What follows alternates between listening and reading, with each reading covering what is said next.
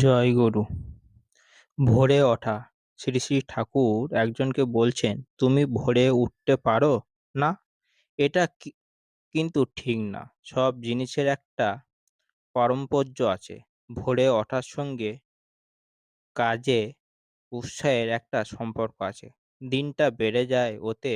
ভোরে উঠে প্রাতঃকৃত ও নাম ধ্যান আদি করার পর দিনের কাজে একটা ছক এঁকে নিতে হয়। আর পরিকল্পনা অনুযায়ী কাঁটায় কাঁটায় সেগুনই করতে হয়। রাতে শোবার সময় ভেবে দেখতে হয় সঙ্গ মতন কাজগুলি হাসিল করার ব্যাপারে চড়া বড়া করা কথায় কি কুড়িটি হলো ওগুনি ধরে ধরে শোধরাতে হয়। এঁটে মেধে লাগলে কোটিগুনি ছাড়তে বেশি দিন লাগে না। তাই ভোর 4টের সময় ওঠার অভ্যাস করা লাগে। বন্দে পুরুষোত্তম। জয়গুরু। ভোরে ওঠা। শ্রী শ্রী ঠাকুর একজনকে বলছেন, তুমি ভোরে উঠতে পারো না?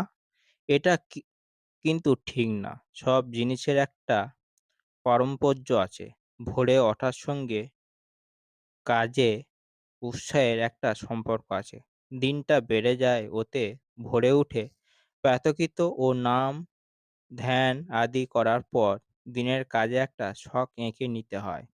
আর পরিকল্পনা অনুযায়ী কাঁটায় কাঁটায় সেগুনই করতে হয়। রাতে শোবার সময় ভেবে দেখতে হয় সঙ্গ মতন কাজগুলি হাসিল করার ব্যাপারে চড়া বড়া করা কথায় কি কুড়িটি হলো ওগুনি ধরে ধরে শোধরাতে হয়।